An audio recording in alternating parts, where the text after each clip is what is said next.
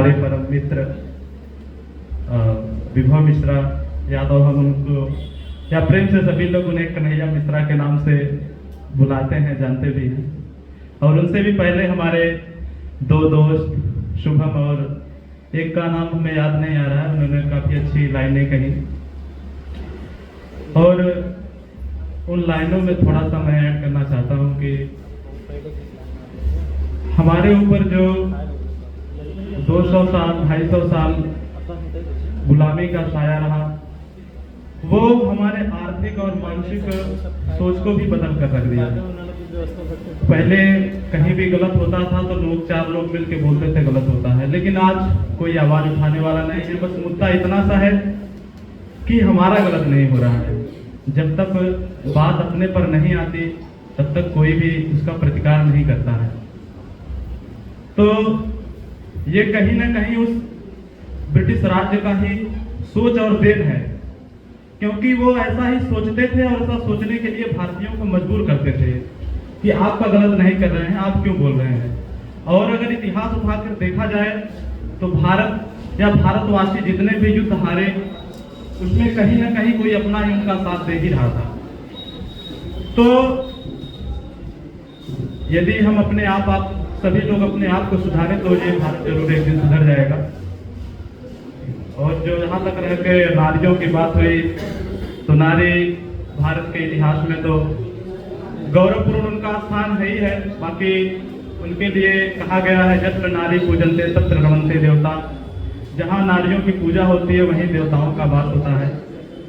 तो हम अपने पुरानी संस्कृतियों को भूलते ही जा रहे हैं और अपने पुरानी विरासतों को याद रखते हुए और नए पथ पे चलना ये एक वैभवशाली, शक्तिशाली और कल्याणकारी भारत के लिए अच्छा है, क्योंकि शक्ति के लिए वैभव और वैभव के साथ कल्याणकारी नीतियां होना बहुत आवश्यक है।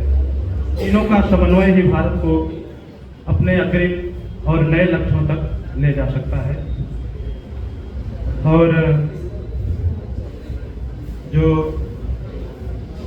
भाई ने 15 अगस्त की बात की कि 15 अगस्त की रात एक और हर्ष और उल्लास था, दूसरी ओर गम का साया था। उसी पे कुछ पंक्तियां हैं कि 15 अगस्त का दिन कहता आजादी अभी अधूरी है। ये पंक्तियां अटल बिहारी वाजपेयी जी द्वारा कही गई थी और आज फिर मैं कह रहा हूं कि 15 अगस्त का दिन कहता आजादी अभी अधूरी है, सपने सच होने बाकी हैं, रावी की शपथ न पूरी है। जिनकी लाशों पर पग धरकर भारत में आजादी आई, वो अब तक है खाना बदोश, गम की काली बदली छाई। कलकत्तों के फुटपाथों पे जो आंधी पानी सहते हैं, उनसे पूछो 15 अगस्त के बारे में क्या कहते हैं। और भारतीय होते यदि तुम्हें लाज आती तो सीमा के उस पार चलो, जहां सभ्यता कुचली जाती है, इंसान जहां बेचा जाता, ईमान खरीदा जाता है, इस्लाम सिस्कियां भरता है और डॉलर मन में मुस्काता है। भूखों को गोली, नंगे को हथियार पहनाए जाते हैं, सूखे कंठों से जिहादी नारे लगवाए जाते हैं। लाहौर, कराची, ढाका पर मातम की है काली छाया, पख्तूनों पर गिलगित पर है गमगीन गुलामी का साया।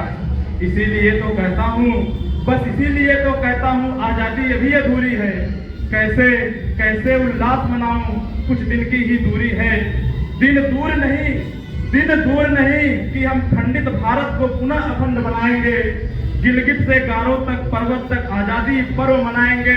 उस स्वर्ण दिवस के लिए आज से कमर कसो, बलिदान करो। जो पाया उसमें खो न जाओ, जो खोया उसका ध्यान करो।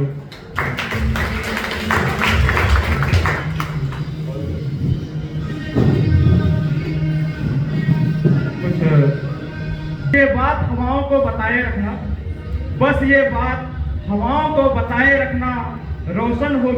रोशनी होगी चिरागों को जलाए रखना। लहू देकर जिसकी हिफाजत की शहीदों ने, उस तिरंगे को सदा दिल में बसाए रखना। दे सलामी इस तिरंगे को, जिससे तुम्हारी शान है। सर हमेशा ऊंचा रखना, जब तक तेरे खून में, तेरे जिगर में जब तक जान है। कि लिख रहा हूँ मैं अंजाम जिसका कल आगाज आएगा। मेरे लहू का हर एक एक कतरा इनकलाब लाएगा।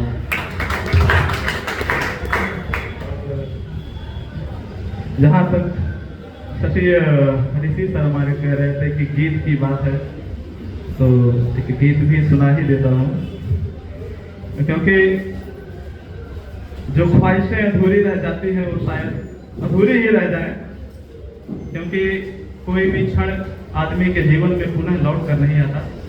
इसीलिए अपने हर एक क्षण को इस तरह जुझो जैसे वो अप्रतिम हो, अद्वितीय हो, जिसका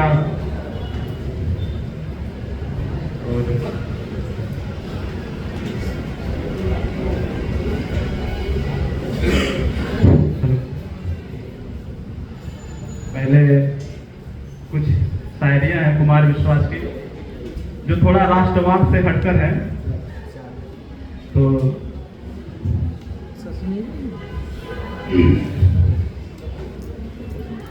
थोड़ा सा जोक सपाट।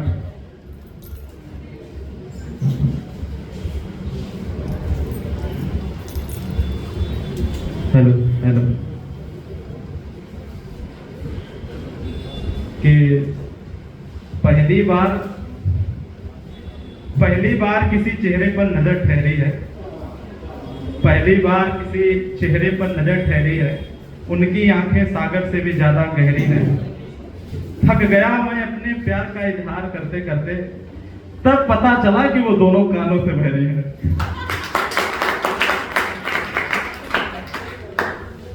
और हमारे कुछ कमबख्त दोस्त जो हमेशा वैसे साथ रहते हैं, जब ताली बजाने